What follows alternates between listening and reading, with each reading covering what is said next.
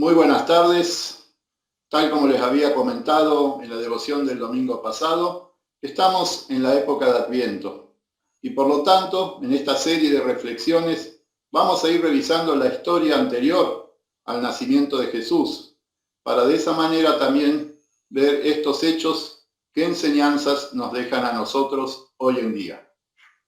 Juan el Bautista fue hijo de Elizabeth, quien siendo estéril y de edad avanzada, quedó embarazada por decisión expresa de Dios.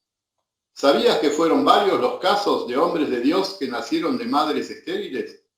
En la carta a los Romanos leemos que, contra toda esperanza, Abraham creyó y esperó, y de este modo llegó a ser padre de muchas naciones, tal como se le había dicho: así de numerosa será tu descendencia. Su fe no flaqueó, aunque reconocía que su cuerpo estaba como muerto, pues ya tenía unos 100 años, y que también estaba muerta la matriz de Sara. Igual fue el caso de Rebeca, según el relato del Génesis. Isaac oró al Señor en favor de su esposa Rebeca porque era estéril. El Señor oyó su oración y ella quedó embarazada. También Ana era estéril y oró por años, y llegado el momento, Dios revertió su condición y dio a luz al profeta Samuel.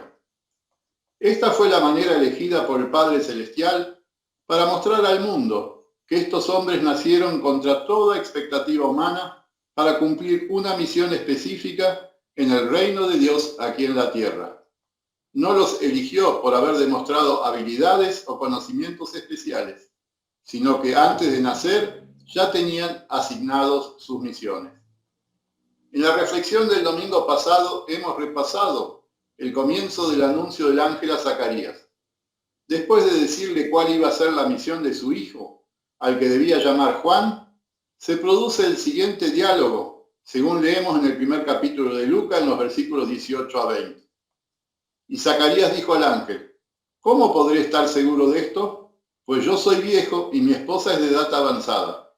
Respondió el ángel y le dijo: yo soy Gabriel, que estoy delante de Dios, y he sido enviado para hablarte y anunciarte estas buenas nuevas. He aquí, quedarás mudo e incapaz de hablar hasta el día en que se realice esto, por cuanto no has creído a mis palabras, las cuales se cumplirán a su debido tiempo. ¡Qué sorpresa! Zacarías no puede creer la promesa del ángel. El texto anterior indica que era un hombre de fe, y como sacerdote conocía profundamente el Antiguo Testamento y todas las veces que Dios le había dado un hijo a una mujer mayor y estéril. Además, el ángel se le había presentado en el templo, en el salón llamado Lugar Santo, en medio de la ceremonia religiosa. Sabía y creía que nada es imposible para Dios. A estas convicciones se le contrapusieron en su mente otras verdades. La realidad de que por sus edades sus cuerpos ya no tenían capacidad de ciertas funciones. Por lo tanto, es comprensible esta primera reacción, lo que no significa que haya agradado a Dios. A todos nos pasa alguna vez que nuestras ideas y conocimientos buscan bloquear una respuesta de fe. Por convicciones erradas o por prejuicios, a veces nos cuesta aceptar y aplicar en nuestras vidas pedidos que el Señor nos hace por medio de las Escrituras. Ya no necesita enviar sus ángeles para pedirnos una determinada conducta, pues lo hace cuando meditamos en su palabra, cuando escuchamos la predicación o el consejo de un hermano en la fe. El ángel se presenta con su nombre: soy Gabriel. El sacerdote conocía ese nombre, pues era el mensajero divino que había hablado con el profeta Daniel. Y una segunda razón por la cual Zacarías debía aceptar como verdaderas las palabras de Gabriel era que él, el ángel, estaba siempre con Dios. Es decir, que no hablaba por voluntad propia, sino en nombre del Creador, quien con el poder de su palabra dirige las vidas de todas las personas y todos los acontecimientos del mundo entero. Además, este Dios creador es el dador de toda vida. Por lo tanto, quien posee todo este poder no tenía inconveniente en eliminar la esterilidad de Elizabeth para que pueda tener un hijo. ¿Por qué dudó Zacarías y pidió una señal? Una razón la encontramos en el versículo 12. Al verlo, Zacarías se asustó y el temor se apoderó de él. Tal vez pensó que no estaba cumpliendo bien su función sacerdotal y el ángel venía a reclamarle. La segunda razón puede haber sido la sorpresa lógica de un hecho inusual, lo que condicionó momentáneamente su razonamiento. Porque cuando leemos el cántico profético que recitó el día de nacimiento de Juan, comprobamos que el Espíritu Santo sí moraba en él y sí tenía mucha fe. Comienza anticipando el nacimiento de Jesús, según leemos en Lucas capítulo 1 a partir del versículo 68. Bendito sea el Señor, Dios de Israel, porque ha venido a rescatar a su pueblo. Nos ha enviado un poderoso Salvador, un descendiente de David su siervo. Agrega que a partir de ese día habremos de vivir sin temor alguno, libres de nuestros enemigos, para servirle con santidad y justicia y estar en su presencia toda nuestra vida. Lucas describe que ese día del nacimiento de Juan, el hogar de Zacarías estaba lleno de familiares y vecinos que se habían reunido para compartir la alegría de los nuevos padres. Por eso continúa su cántico, profetizando la misión que Dios le había encomendado a Juan. En cuanto a ti, hijito mío, serás llamado profeta del Dios Altísimo, porque irás delante del Señor preparando sus caminos para hacer saber a su pueblo que Dios les perdona sus pecados y les da la salvación. Y termina con estas hermosas palabras de esperanza para la cristiandad, porque nuestro Dios, en su gran misericordia, nos trae de lo alto el sol de un nuevo día, para dar luz a los que viven en la más profunda oscuridad y dirigir nuestros pasos por el camino de la paz. Sí, Cristo es tu sol espiritual que dirige tus pasos, si se lo permites, por el camino de la paz interior de una conciencia sin culpas y la paz de la armonía en las relaciones con el prójimo. ¿Cuál era la misión que el Padre le estaba encomendando a Elizabeth y Zacarías?